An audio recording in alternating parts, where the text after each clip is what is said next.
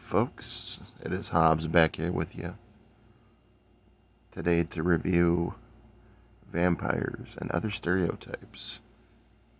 This is a visual vengeance title. You can see here number 12. And you do get a ton of stuff with this. Let's start with the first piece of artwork you get there with that. Then you get reverse cover art. This is the one that most people kind of draw to. Is that, which is, it's very solid. Absolutely loaded with features. It's a 1994 film. It gets a 4.4 on IMDb. It's an hour and 27 minutes long. Here's an additional slipcover option that you get. This might be the most subtle of the ones. I doubt anybody from the community would pick this one over the rest of them, but hey. I just know my people. Although that's not too bad. So then let's get into some other stuff. You get poster, as you do with many of the MVD Vampires and Other Stereotypes. I get an hour and 27 minutes, so that's kind of a cool looking design. Now, you do get to see these characters. These are obviously their masks. And all practical effects in this film. No CGI bullshit. I'm not saying that makes up for it, but a whole bunch of stickers you can see here that MVD or Wild Eye, whoever sent this, I can't remember. They all distribute the same stuff. So there is the sticker, and of course they threw in some other ones. So we got the Necrophiles, and then of course you get the art cards. Vampires and Stereotypes. So with that being said, let me put all this shit together.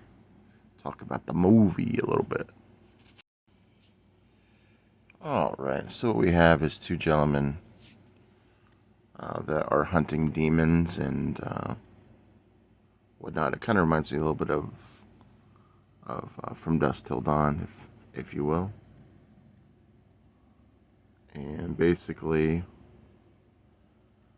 they are led to this cabin type warehouse. Meanwhile, these three girls are meeting up with a guy for a party somewhere in or around or close to the warehouse too. And it all comes together because, of course, one of them has been duped because people were out to do bad things to the girls. Obviously, the stereotypes, the vampires, the demons. And they get there and they all meet up accidentally. And the one girl gets stabbed accidentally by some type of a lock or some part of a syringe or something that was attached to the door.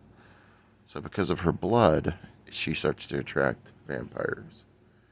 And the two gentlemen that are there hunting the vampires and the demons are like, you made a big mistake here.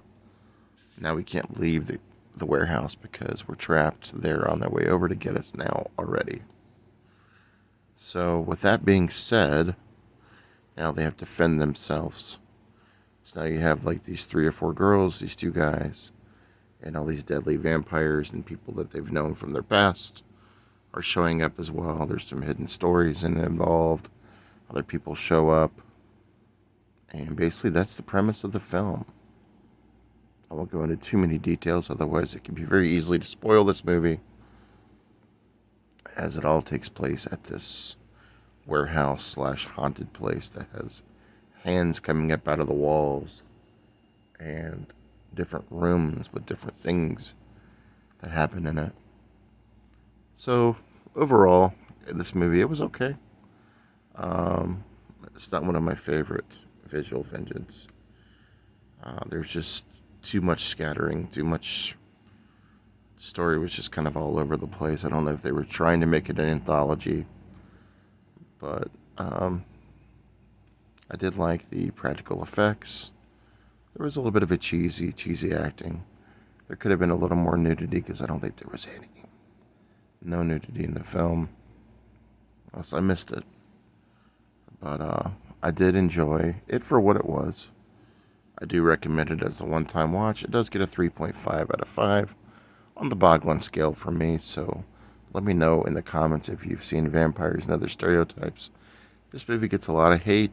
Yeah, you know, it's 1994, $30,000 budget, right? What do you expect? I mean,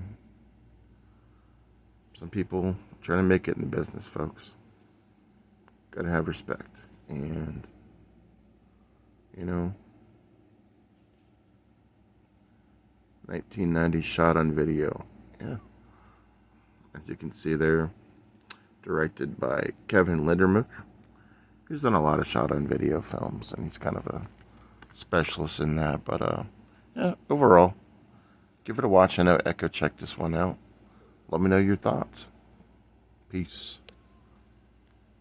Welcome to the house on the A6 block. I'm just chilling on the porch in my chair I rock. I'm your host Jimmy Biggs with the coolest grip. The only light outside is the full moon lit. Welcome to a world mixed with evil and good. If you didn't plan on staying, then you misunderstood. This ain't a nightmare, the figment of imagination. Step aside and the house will awaken.